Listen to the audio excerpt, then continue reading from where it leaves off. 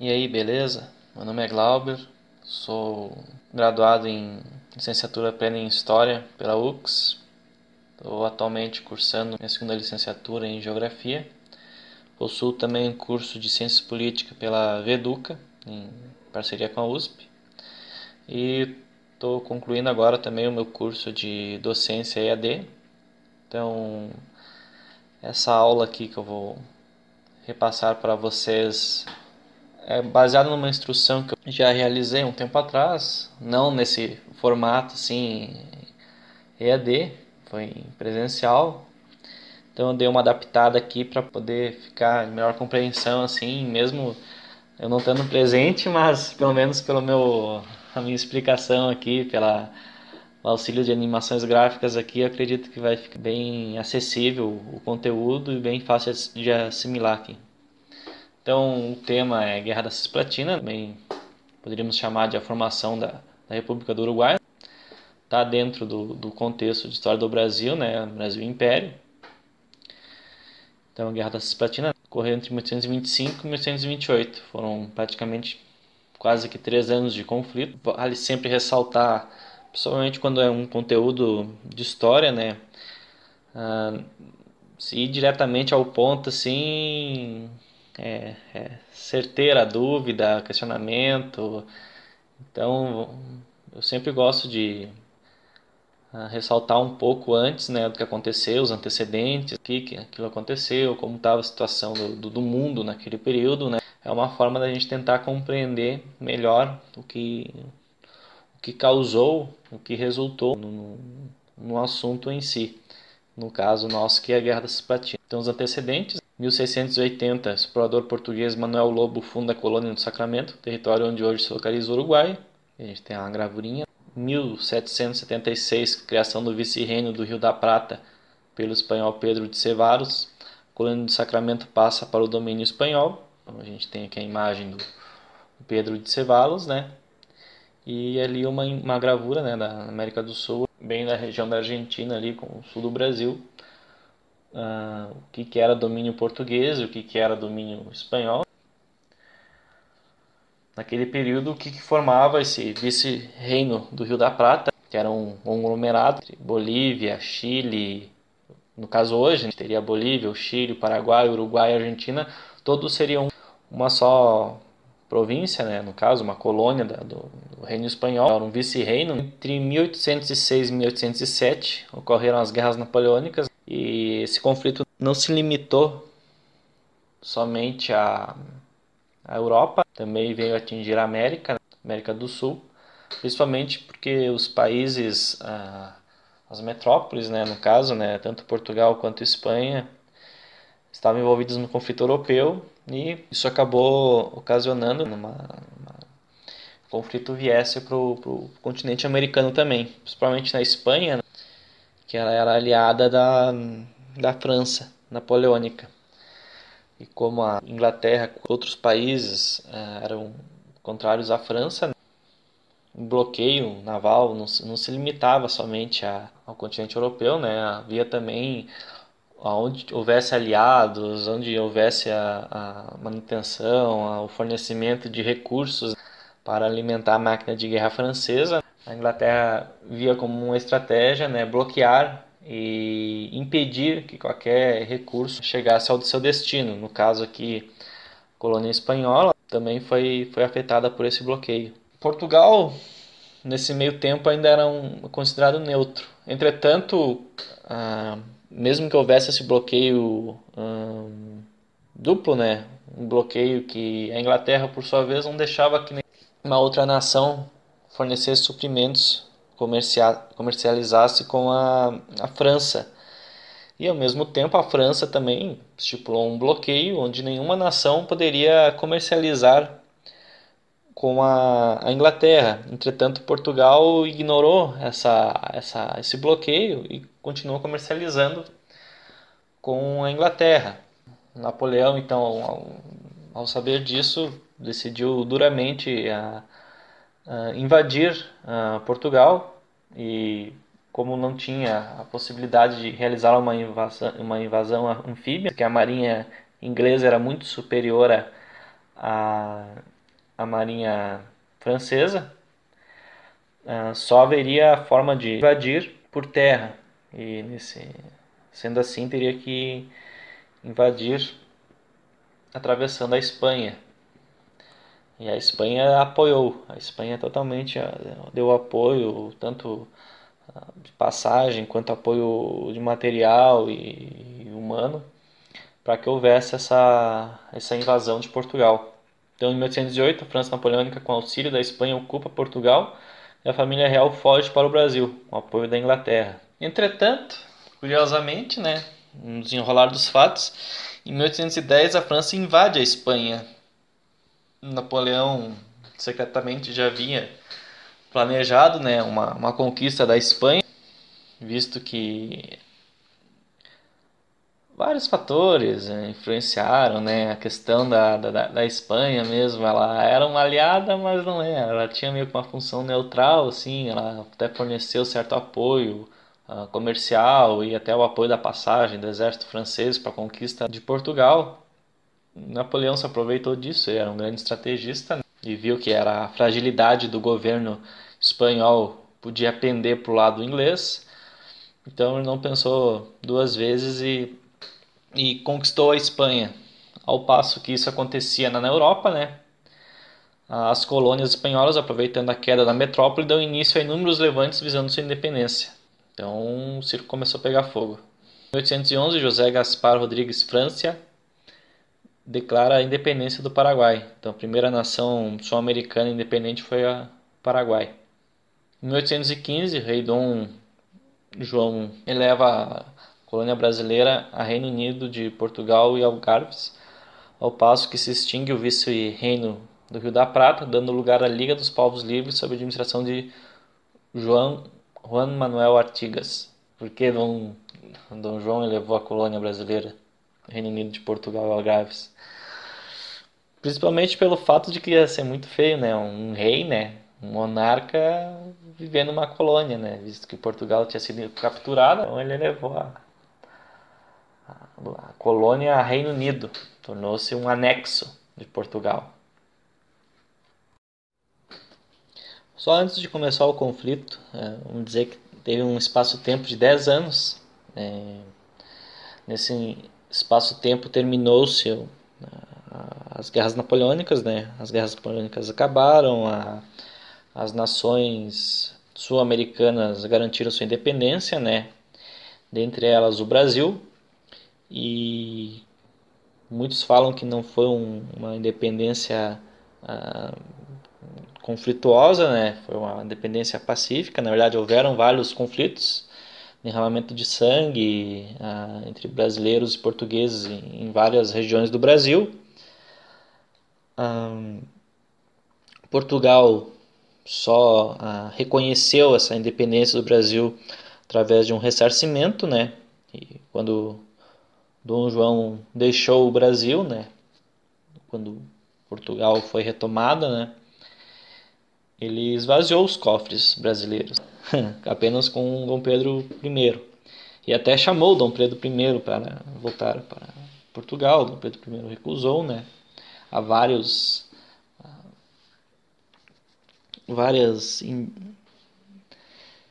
livros, vários registros, né, que N motivos pelo qual ele não voltou para Portugal.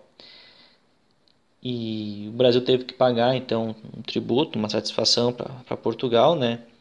Nossa, que como os cofres estavam vazios, teve que pegar um empréstimo da Inglaterra. E o Brasil também estava sem exército, né? Como era um Reino Unido, né? De Portugal e Algarves. O exército era o exército português. O exército português deixou o Brasil ficou sem exército, então teve que contratar mercenários e ainda formar uma espécie de milícia, né, de guarda imperial, né, porém bem seleta, assim, bem mínima. E então vou começar a falar sobre o conflito. No ano de 1825, o general Juan Antônio Lavalle dá início ao movimento pela emancipação da Cisplatina. Líderes militares da Cisplatina declaram a independência da região do controle brasileiro. A Cisplatina era uma região agropecuária, é até hoje, né? Naquele período havia muitos fazendeiros brasileiros na região. Entretanto, era uma região de cultura totalmente diferente. E era um anexo que o Brasil tinha, só que não era brasileira, era espanhol. Era uma região espanhola que fazia parte das fronteiras do Brasil. Ou seja, ela não, uma que ela não tinha um valor assim muito significativo, se fôssemos ver hoje, né? Naquele período tinha, porque valia muito o pedaço de terra, mesmo tendo recurso ou não tendo, né? Para a economia valia por causa da questão da agropecuária, né? Mas a cultura era uma cultura hispânica, né? Ela não era uma cultura lusitana. Então o movimento de separação do Império do Brasil iniciou-se em 1825. A Argentina, né, que não era boba, apoiou o movimento, oferecendo força política e suprimento, alimentos, armas, equipamentos diversos. Porém, na realidade, os argentinos pretendiam anexar a Cisplatina, logo que se libertasse do Brasil. A Argentina é safada.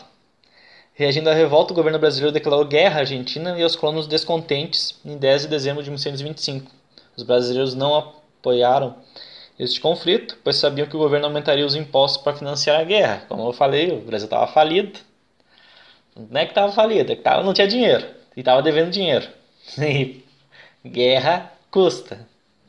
O custeio de um conflito é alto. Então, por isso que não foi assim um conflito apoiadíssimo pela população na época, né?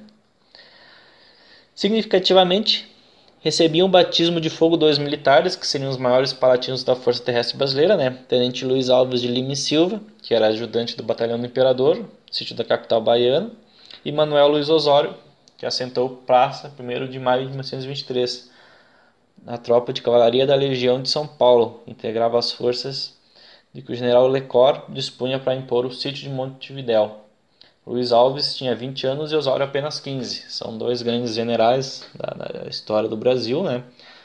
O Osório e o Luiz Alves de Lima e Silva, né? Mais adiante vai se tornar o Duque de Caxias. As forças oponentes, então, né? Império do Brasil, no Pedro I, um exército de cerca de 10 mil homens, né? Grande maioria mercenários. Eu não sei de onde que ia tirar o dinheiro para pagar os mercenários, mas tudo bem. E uma tropa de recrutados. E a Marinha, né? A Marinha do Brasil, que era formada por uma numerosa frota inglesa, principalmente, né? Contra os uruguaios, né? Os 33 orientais, era um codinome dos separatistas, né? Comandados por Juan Antônio Lavalleva, um exército de pouco mais de 500 homens, e não possuíam marinha. E a Argentina, né? Que na época era a Província Unidas do Rio da Prata, comandada por Bernardino Rivadavia, um exército de mais de 3 mil homens e a marinha entre 20 embarcações, mais ou menos. Aqui um pouco das estratégias iniciais, né? O Brasil, como possui uma numerosa marinha, se prontificou de bloquear a costa uruguaia, né? E impedir que os navios argentinos, né, saíssem da bacia do Plata. Ao passo que o exército brasileiro invadia o norte e nordeste do Uruguai, a província de Cisplatina. Ainda não era Uruguai. Vai ser Uruguai só depois. Enquanto isso, as forças argentinas então atravessavam o rio Uruguai em direção à província de Cisplatina e desembarcavam então no sul da província de Cisplatina. O Império Brasileiro encontrou dificuldades em formar uma força militar capaz de vencer os revoltosos, mesmo com um exército menor. As Províncias Unidas do Rio da Prata tiveram êxito no conflito. Isso devidamente graças à precocidade do exército brasileiro, né? Ainda era uma força em formação, né? ainda estava se desenvolvendo, não era uma força combativa, né? Era uma força mais defensiva do que ofensiva. A guerra durou 3 anos, dado o impasse em terra. Montevidéu e Colônia do Sacramento, as duas maiores cidades do Uruguai, permaneceram sob controle do Brasil durante todo o conflito. Como eu falei, a força brasileira era uma força mais defensiva do que ofensiva. O bloqueio naval brasileiro, que impunha consequências econômicas severas às Províncias Unidas, né? A marinha do Brasil era superior. Os altos custos para os beligerantes da continuação da guerra, a pressão britânica para que um acordo fosse firmado. A Inglaterra, lógico, né, ela tinha interesse que o Brasil não contraísse mais dívidas, senão não poderia pagar, né, as dívidas que já possuía. E também o conflito ele influenciava negativamente para o comércio, né, de todos os produtos que eram fornecidos pela Europa, né, tanto por o Brasil quanto pelos hermanos. A precariedade militar e política dos países em conflito, a paz começou a ser negociada com a mediação da França e da Grã-Bretanha. Desenrolar da guerra, né, cronologicamente, né, dos conflitos, né, Batalha de Rincón, a vitória uruguaia, Batalha de Sarandi, vitória uruguaia, Batalha de Balizas Exteriores, a vitória argentina, Batalha de Los Pozos, vitória argentina, a Batalha de Quilmes, a vitória brasileira, Batalha de Maldonado, impasse, Batalha de Martín Garcia, vitória argentina. Batalha de Juncal, vitória argentina. Batalha de Vacacaío, impasse. A Batalha de Umbu, impasse. Batalha de Ituzaingó, vitória argentina. A segunda Batalha de Quilmes, vitória brasileira. Batalha de Carmen de Patagones, vitória argentina. A Batalha de Monte Santiago, vitória brasileira. Batalha de Camaquã, vitória argentina. Batalha de Herbal, vitória argentina. Batalha de San Blas, vitória argentina. Batalha de Barrega, um impasse. Batalha de Padre Filiberto, vitória brasileira. Batalha de Las Cañas, vitória brasileira. E por fim a Batalha de Biguí, um impasse. Como consequência, enfraquecimento do poder político de Dom Pedro I, prejuízos financeiros que prejudicaram a economia brasileira, elevação da dívida e questionamentos à população brasileira pela derrota na guerra. E a independência do Uruguai, garantida pelo Brasil. Como assim garantida pelo Brasil? Era como citei anteriormente, havia um interesse argentino em anexar, né, a recém-independente República do Uruguai, né? E o Brasil, no final das contas, o intermédio da França e da Inglaterra, decidiu, então tá, o Uruguai vai ser independente, o Uruguai conquistou a sua independência, e o Brasil deixou de ser dominador da região uruguaia para se tornar um protetor. De que forma? Da maneira que o Uruguai passasse a ser um aliado do Brasil e impedisse que a Argentina concluísse seus planos, né, de anexar o Uruguai. Bom, isso aqui foi uma aula sobre a Guerra da Cisplatina, né, a formação do Uruguai. É bem resumida, assim, bem enfática, né? Espero que vocês tenham gostado. E é isso aí. Um forte abraço.